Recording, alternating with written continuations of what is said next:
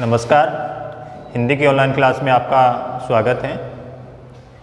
पिछले वीडियो में अपन बात कर रहे थे सूरदास जी का परिचय अपने पढ़ा और सूरदास जी के दो पद भी हमने पढ़े थे।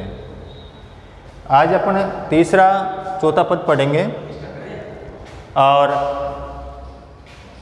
कुछ कमेंट्स आए थे बच्चों के कि सर इनका प्रसंग बताना एक बार, तो एक बार मैं प्रसंग नीचे लिख देता हूँ। इसका प्रसंग क्या होगा? प्रसंग होगा इनका, ये भक्ति काल के कवि हैं और भक्ति काल में भी कौन सी शाखा के? कृष्ण भक्ति शाखा के। तो कह सकते हैं प्रस्तुत पद्यांश भक्ति काल की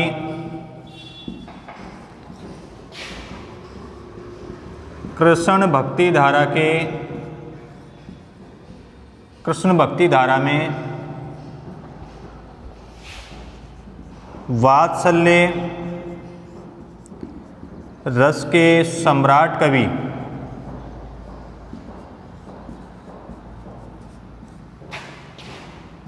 सूरदास द्वारा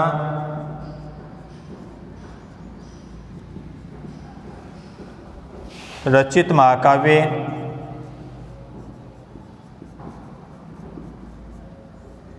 सूरसागर के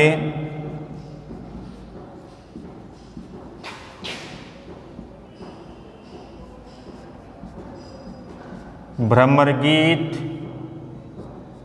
सार प्रसंग से संकलित है। ये इनका प्रसंग होगा। सारे के सारे जो पद हैं वो भ्रमरगीत से लिए गए हैं, क्योंकि इसमें उद्धव और गोपियों के मध्य का जो संवाद था उसका वर्णन किया गया है। जब श्री कृष्ण अपने मित्र उद्धव को भेजते हैं गोपियों को समझाने के लिए, उद्धव निराकार निर्गुण का उपासक था और वह गोपियों को ज्ञान योग की शिक्षा देता है। लेकिन गोपियाँ श्री कृष्ण से प्रेम करती हैं, सगुण भक्ति की उपासक हैं। वो उद्धव के ऊपर व्यंग्यात्मक रूप से वो प्रहार कर रही हैं। उन्हीं के कुछ अंश यहाँ पर लिए गए हैं। तो ये तो हो गया इनका प्रसंग। अब इनका अगला पद अपन देखते हैं। देखो गोपियाँ किस प्रकार से उद्धव के ऊपर व्यंग्य बाणों की वर्षा कर रही हैं। बहुत ही अच्छे व्यंग्य हैं। भ्रमरगीत सार के अंदर भ्रमरगीत जो सार है वो पूरा का पूरा एक व्यंग्यात्मक प्रसंग है। तो क्या कह रही हैं? बिलग जानी मानहु उदो प्यारे। मानहु इसमें उत्प्रेक्षा अलंकार, उत्प्रेक्षा।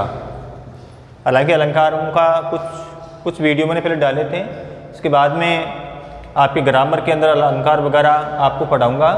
मानहु, जानहु, जनु, मनु आदि किसके हैं? उत्प्रेक्षा के। तो क्या करें? बिलग का मतलब बुरा। बिलग का मतलब क्या होता है? बुरा। जब उद्धव जी गोपियों से कहते हैं कि तुम सगुण साकार श्री कृष्ण की भक्ति को छोड़ दो, निराकार की भक्ति करने लग जाओ, तब गोपियाँ उद्धव से क्या कह रही हैं? व्यंग्यात्मक रूप में कह रही हैं, बिलग जानी, बुरा मत मानना। बिलग जानी मानहु उद्धव प्यारे, कि हे प्रिय उद्धव, आप हमारी बातों का बिल्कुल भी बुरा मत मानना। बिलग जानी मानहु उद्धव प्यारे, क्या कह रही गोपियाँ? कि उद्धव जी आप हमारी बातों का बिल्कुल भी बुरा मत मानना। क्या कह रही हैं? ये मथुरा काजर की कोठरी जे आवई ते कार। क्या कह रही हैं? यानी मथुरा को कैसा बताया है? काजल की कोठरी। ये मथुरा काजल की कोठरी, कि ये मथुरा तो किसके समान है? एक काजल की कोठरी के समान है, एक काजल की खान के समान है। जे आवई, जो भी आता है, ते कारे, वह कैसा है? काला ही। कि उद्धव तुम हमारी बात का बिल्कुल भी बुरा मत मानना। ये मथुरा है वो काजल की कोठरी के समान है। इस मथुरा से जो भी आता है वो काला ही होता है। कैसे? अब देख लो, तुम कारे, अब तुम स्वयं देख लो कि तुम स्वयं भी तो क्या हो? सांवले हो। तुम स्वयं भी काले हो। सफल कसूत कौन थे? अक्रूर जी। सफल कसूत किसके लिए आया है? अक्रूर जी के लिए, कि तुम काले हो। कृष्ण और बलराम को अपने साथ ले जाने वाले जो अक्रूर जी थे वो भी कैसे हैं? काले हैं। कारे मधु बमारे और इन फूलों के ऊपर रस का पान करने वाले ये जो भंवरे हैं वो भी कैसे हैं? काले हैं। गोपियाँ क्या कह रही हैं? इन मथुरा को किसके समान बताया? काजल की कोठरी के समान बताया कि वहाँ से जो भी आता है वो सांवला ही होता है, वो काला ही होता है। कैसे? कि तुम स्वयं भी तो काले हो। कृष्ण और बलराम को अपने साथ मथुरा ले जाने वाले जो अक्रूर जी थे वो भी कैसे थे? काले थे। और इन फूलों के ऊपर मंडराने वाले, इनके पराग का पान करने वाले जो भंवरे हैं वो भी कैसे हैं? काले हैं। इसके साथ साथ तिनके संग अधिक छवि उपजते कमल नयन मनिहारे। कमल नयन के अंदर कौन सा अलंकार है? उपमा। कमल के समान आंखों वाले। तिनके संग उनके साथ अधिक छवि उपजते अत्यधिक शोभायमान हो रहे हैं। कौन? कमल नयन मनिहारे, मन को भाने वाले, कमल के समान नैनों वाले श्री कृष्ण अत्यधिक सुंदर लग रहे हैं। इन सब कालों के अंदर जो श्री कृष्ण हैं वो अत्यधिक शोभा पा रहे हैं, अत्यधिक सुंदर लग रहे हैं। श्री कृष्ण भी काले हैं, आप भी काले हो, अक्रूर जी भी काले हैं, फूलों के ऊपर मंडरार करने वाले भंवरे भी कैसे हैं? काले हैं। तो तिनके संग उनके साथ अधिक छवि उपजते अत्यधिक सुंदर लग रहे हैं, अत्यधिक शोभायमान हो रहे हैं। कमल नयन मनिहारे, कमल के समान नैनों वाले, मन को भाने वाले श्री कृष्ण अत्यधिक सुंदर लग रहे हैं। आगे क्या कह रही हैं? मानहु, वही कौन सा अलंकार आ गया आपका? उत्प्रेक्षा। मानव नील माट ते काढ़े जमुना जाय पखारे। के उद्धव जी, आपके सांवले रंग को देख करके तो ऐसा लगता है कि मानो आप नीले माट को, कि जिस प्रकार से नीले माट को, नीले जो पके हुए मटके हैं उनको ले जा कर के पानी में धोते हैं तो पानी का रंग भी कैसा हो जाता है? नीला हो जाता है। उसी प्रकार हमें तो ऐसा लग रहा है कि मानो आपको भी ले जा कर के यमुना नदी के अंदर क्या कर दिया है? पखारने का मतलब धोना। आपको भी यमुना नदी में ले जा कर के धो दिया है। मानव नील माट ते काढ़े, कि नीले माट, माट होता है एक बहुत बड़ा बर्तन जिसे कुम्हार वगैरह उसमें बर्तन वगैरह बनाता है। मानव नील माट ते काढ़े, कि ऐसा लग रहा है कि मानो आपको एक बहुत बड़े नीले माट से निकाल करके, बहुत बड़े बर्तन से निकाल करके यमुना जाय पखारे, यमुना नदी में ले जा करके धो दिया है। ता गुणे, उसी गुण के कारण, उसमें धोने के कारण श्याम भई कालिंदी, ये यमुना नदी है वो भी कैसी हो गई है? श्याम रंग की हो गई, यानी काले रंग की हो गई। कालिंदी का मतलब यमुना, यमुना नदी के लिए आया शब्द कालिंदी। ता गुण श्याम भई कालिंदी है उद्धव, उसी कारण आपको ले जा करके उसमें धोने के कारण ही यमुना नदी है उसका पानी भी कैसा हो गया है? श्याम रंग का हो गया है, काले रंग का हो गया है। सूर्य श्याम गुण न्यारे, इस प्रकार सूरदास जी गोपियों के माध्यम से कह रही हैं। गोपियाँ कह रही हैं कि उस प्रभु प्रियतम श्री कृष्ण के गुण हैं वो तो अनोखे हैं, न्यारे हैं, निराले हैं और अनुपम हैं, जिसकी महिमा का बखान ही नहीं किया जा सकता। ये इनका तीसरा पत्ता, शायद समझ में आ गया होगा। आगे देखते हैं। देखो, गोपियाँ श्री कृष्ण के वियोग में अत्यधिक व्यथित हो गई हैं, दुखी हो गई हैं। वो बार बार केवल श्री कृष्ण की रटे लगाती रहती हैं और श्री कृष्ण के नहीं आने पर वो अत्यधिक दुखी और व्यथित हो जाती हैं। तो अपनी व्यथा को वो उद्धव के सामने व्यक्त कर रही हैं। जब उद्धव उनको ज्ञान योग की बातें बताता है तो गोपियाँ उद्धव से क्या कह रही हैं? कह रही हैं, अखियाँ हरि दर्शन की भूखी। गोपियाँ कह रही हैं कि उद्धव, हमारी जो आंखें हैं, हमारी आंखें तो प्रियतम श्री कृष्ण के दर्शनों की क्या हैं? भूखी हैं, यानी लालायित हैं।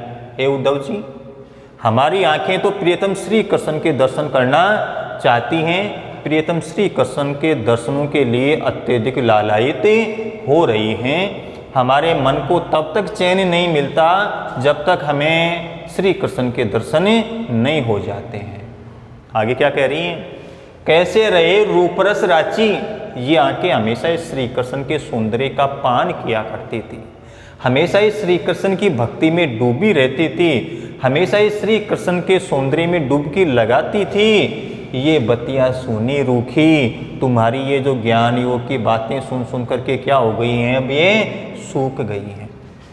कैसे रहे रूप रस राची, ये बतिया सुनी रूखी। उद्धव, हमारी आंखें हैं वो तो श्री कृष्ण के सौंदर्य का पान करने वाली हैं, तो श्री कृष्ण के सौंदर्य का पान करने वाली आंखें तुम्हारी ये ज्ञान योग की बातें सुन सुन करके क्या हो गई हैं, बिल्कुल रूखी हो गई हैं, बिल्कुल दुखी हो गई हैं। इन तुम्हारी ज्ञान योग की बातें हमें बिल्कुल भी अच्छी नहीं लगती हैं।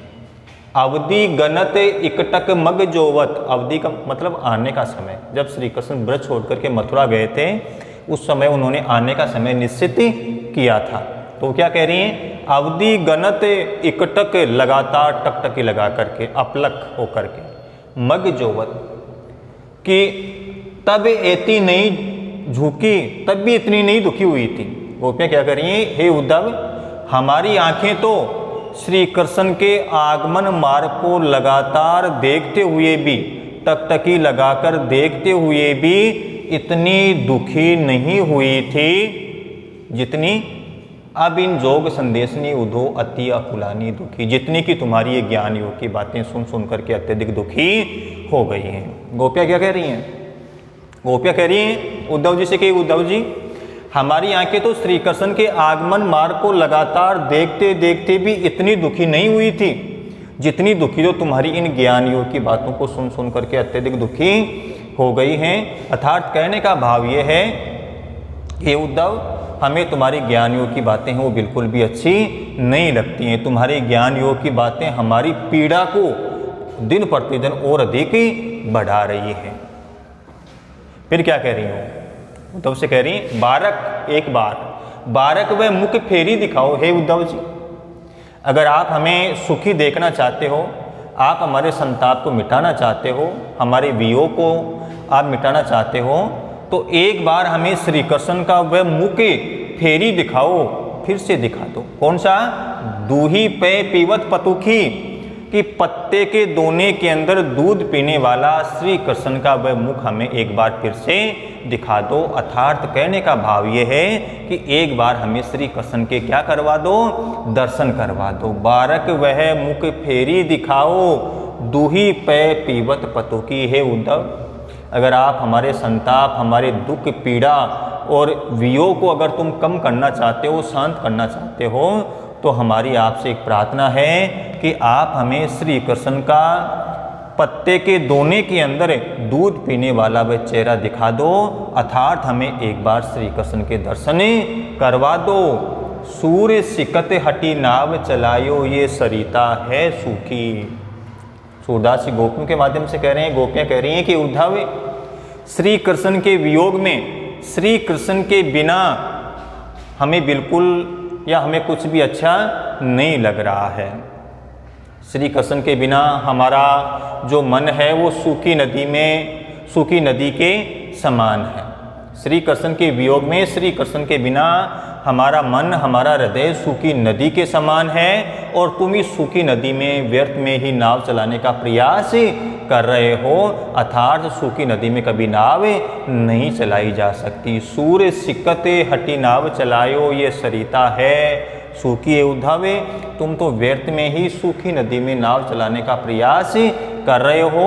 अर्थात तुम व्यर्थ में ही हमें श्री कृष्ण की भक्ति को भूल करके और निराकार निर्गुण की भक्ति करने के लिए कह रहे हो। ये कदापि संभव नहीं है। ये उसी प्रकार से संभव नहीं है जिस प्रकार से सूखी नदी में नाव चलाना असंभव होता है, उसी प्रकार से हमारे हृदय में श्री कृष्ण की भक्ति को निकाल करके और निराकार निर्गुण ब्रह्मा की भक्ति को स्थापित करना होता है। कि जिस प्रकार से श्री कृष्ण की भक्ति को निकाल करके और निराकार निर्गुण ब्रह्मा की भक्ति को हमारे हृदय में स्थापित नहीं किया जा सकता, जिस प्रकार से सूखी नदी में नाव भी नहीं चलाई जा सकती है। ये दोनों पद इनके हो चुके हैं। अगला पद अपन देखते हैं।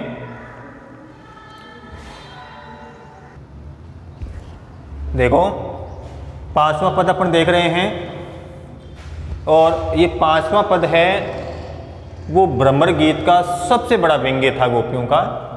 और कहते हैं कि इस व्यंग्य को सुनकर के जो निराकार निर्गुण का उपासक था उद्धव, वो भी सगुण का उपासक हो गया था, श्री कृष्ण का बहुत बड़ा भक्त हो गया था। तो देखो क्या व्यंग्य था। गोपियाँ कह रही हैं, जब उद्धव बार बार गोपियों को निराकार निर्गुण की उपासना करने के लिए कहता है, भक्ति करने के लिए कहता है, तो गोपियाँ क्या कह रही हैं, निर्गुण कौन है देश को वासी?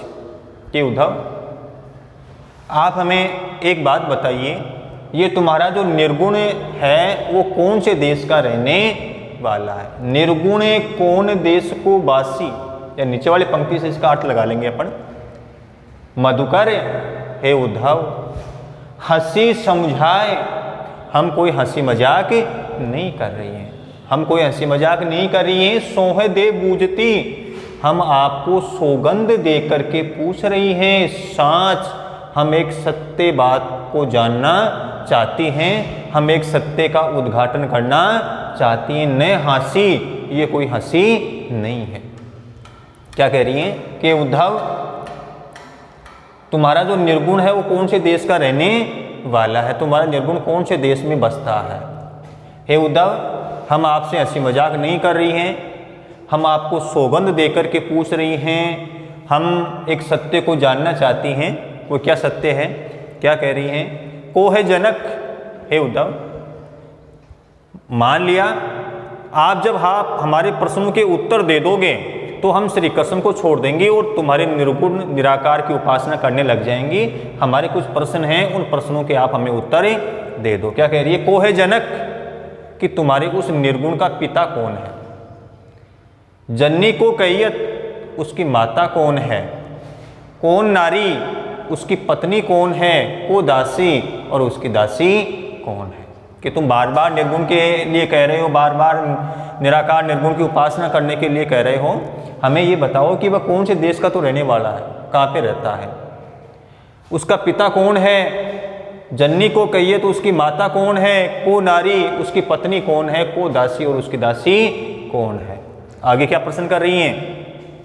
कैसो वर्ण, वर्ण का मतलब रंग, उसका रंग रूप कैसा है, देखने में कैसा लगता है? भेष है कैसो, भेष का मतलब पहनावा, वह कैसे कपड़े पहनता है, किस रंग के कपड़े पहनता है, उसका पहनावा कैसा है? कई रस में अभिलाषी, और वह कौन से रस का पान करने वाला है? ये गोपी ने उनको क्या पूछे? ये प्रश्न पूछे। अब जब निराकार निर्गुण है जिसका कोई आकार ही नहीं होता है, तो उसकी न तो कोई उसको किसी देश का वासी बता सकते हैं, उसका कोई पिता भी नहीं होता, माता भी नहीं होती, उसकी स्त्री भी नहीं होती, पत्नी भी नहीं होती, और दासी भी नहीं होती है। तो गोपी ने पूछा कि उद्धव हम आपकी बात को मान लेंगे, आप हमारे कुछ प्रश्नों के उत्तर दे दीजिए कि तुम्हारा निर्गुण कौन से देश का तो रहने वाला है, उसका पिता कौन है, उसकी माता कौन है, उसकी स्त्री कौन है, उसकी पत्नी कौन है, उसकी दासी कौन है, वह उसका रंग कैसा है, वह किस प्रकार के कपड़े पहनता है, उसका पहनावा कैसा है, उसकी वेशभूषा कैसी है, और वह कौन से रस का पान करने वाला है? पाओगे पुनि कियो आपनु जोरे, कहोगे घासी, घासी का मतलब झूठ। हे उद्धव हमारे इन प्रश्नों का उत्तर देने में तुम किसी प्रकार के झूठ का सहारा लोगे तो उस झूठ का फल तुम्हें जरूर प्राप्त होगा। पाओगे पुनि कियो आपनु जोरे, इन बातों का उत्तर देने में किसी प्रकार की झूठ का आपने सहारा लिया है, छल कपट का अगर तुम सहारा लोगे तो उसका फल तुम्हें जरूर मिलेगा। सुनत मोन हवे रह्यो, ठग्यो सो सूर्य। सूरदास जी कह रहे हैं गोपियों के माध्यम से कि गोपियों की इस प्रकार की बातें सुन करके और उद्धव था वो क्या खड़ा रह गया?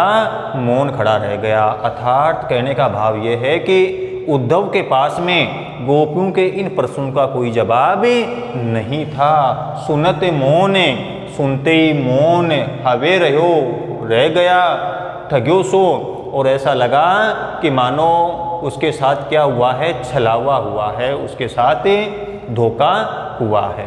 सुनत मौन हवे रहो, ठग्यो सो सूर्य। और सूरदास जी कहते हैं कि उस समय जो उद्धव था वो ठगा सा वहाँ पे खड़ा रह गया।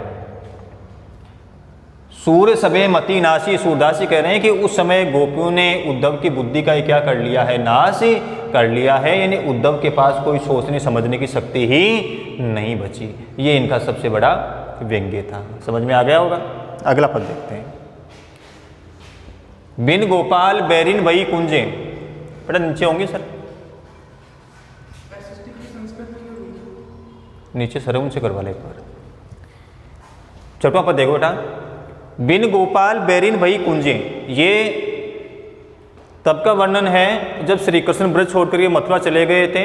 तो ये संयोग और वियोग दोनों का यहाँ पर चित्रण किया गया कि जब श्री कृष्ण थे तब कैसा लगता था और श्री कृष्ण के वियोग में कैसा लगता है। तो संयोग और वियोग का एक साथ यहाँ पर सूर ने चित्रण किया है। बिन गोपाल बैरिन वही कुंजे, गोपियां उद्धव से कह रही हैं कि उद्धव बिन गोपाल, बिना गोपाल के, बिना कृष्ण के, बैरिन इन शत्रु, कुंजेन कुंज, ये वृक्ष, लताएं, पेड़ श्री कृष्ण के बिना हमें किसके समान लग रहे हैं? शत्रु के समान अत्यधिक कष्टदायी लग रही हैं। हे उद्धव, जब श्री कृष्ण थे तो हमें सब कुछ अच्छा लगता था, अब श्री कृष्ण नहीं हैं तो ये लताएं हैं, ये बेल हैं, ये वृक्ष हैं, वो हमें बिल्कुल भी अच्छे नहीं लगते हैं। ये कुंज हमें शत्रु के समान अत्यधिक कष्टदायी लग रहे हैं। तब ये लता लगती अति शीतले, कब? जब श्री कृष्ण थे। संयोग में जब श्री कृष्ण थे तो ये लताएं हमें बहुत अधिक अच्छी लगती थी, बहुत अधिक सुहावनी लगती थी। अब भई विषम ज्वाला की पुंजें, और अब श्री कृष्ण के वियोग में ये आग की लपटों के समान अत्यधिक कष्टदायी लग रही हैं। जब श्री कृष्ण थे तो कैसी लग रही थी? अत्यधिक अच्छी लग रही थी। अब भई विषम ज्वाला की पुंजें, और अब श्री कृष्ण के वियोग में वो लता है वो कैसी लग रही है? आग की लपटों के समान अत्यधिक संतापकारी, अत्यधिक कष्टकारी, अत्यधिक दुखकारी लग रही है। व्रता बहती यमुना, जब श्री कृष्ण थे तो यमुना नदी का बहना बहुत ही अच्छा लगता था, कल कल रूप में बहना बहुत ही अच्छा लगता था। व्रथा का मतलब बेकार, लेकिन अब श्री कृष्ण के वियोग में बिल्कुल भी अच्छा नहीं लगता। खग बोलते, पहले पक्षियों का बोलना अच्छा लगता था, लेकिन श्री कृष्ण के वियोग में अब वह भी अच्छा नहीं लगता है। वृथा कमल फूले, पहले फूलों का खिलना अच्छा लगता था, लेकिन श्री कृष्ण के वियोग में फूलों का खिलना भी अच्छा नहीं लगता है। अली गुंजे, पहले भंवरों का गुंजार करना भी अच्छा लगता था, लेकिन अब श्री कृष्ण के वियोग में फूलों के ऊपर भंवरों का गुंजार करना भी अच्छा नहीं लगता है। पवन, हवा, पानी, घनसार यानी कपूर, कपूर, संजीवनी यानी बादल, दधिसूत, चंद्रमा, भानु, सूर्य के उद्धव। पवन यानी हवा, पानी, कपूर, बादल और चंद्रमा की जो किरणें हैं वो भी श्री कृष्ण के वियोग में अब कैसी लग रही हैं? सूर्य की किरणों के समान अत्यधिक जलाने वाली प्रतीत हो रही हैं। पहले तो क्या, पवन भी अच्छी लगती थी, पानी भी अच्छा लगता था, कपूर भी अच्छा लगता था, बादल भी अच्छे लगते थे और चंद्रमा की किरणें भी अच्छी लगती थी। लेकिन अब श्री कृष्ण के वियोग में हवा, पानी, कपूर, बादल और चंद्रमा की जो किरणें हैं वो क्या कैसी लग रही हैं? भानु भई भुंजें, सूर्य की किरणों के समान अत्यधिक जलाने वाली लग रही हैं। ए उद्धव, गोपियां कह रही हैं उद्धव से कि उद्धव कहियो माधव सो, तुम जाकर के और श्री कृष्ण से कहना क्या? विरह करदकारी मारत रुंजे, कि तुम्हारे वियोग में जो तुम्हारा जो विरह है वो निरंतर हमें कटारी की भांति क्या कर रहा है? काट रहा है, या निरंतर तुम्हारा जो विरह है, वियोग है वो हमें अत्यधिक सता रहा है, तुम्हारा वियोग हमें मार रहा है। सूरदास प्रभु को मग जोवते, अखियां भई बरन ज्यों गुंजें। सूरदास जी गोपियों के माध्यम से कह रहे हैं, गोपियां उद्धव से कह रही हैं कि उद्धव प्रियतम श्री कृष्ण के आगमन मार्ग को लगातार देखते देखते हमारी जो आंखें हैं वो एक गुंचे का मतलब एक पक्षी होता है, गुगुंची, गुगुंची।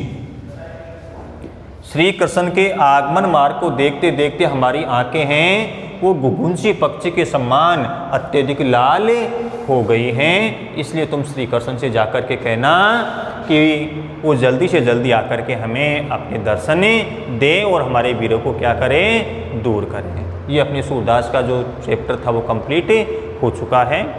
अब आगे अपने अगला जो चैप्टर हमारा रहेगा उसको देखेंगे। धन्यवाद।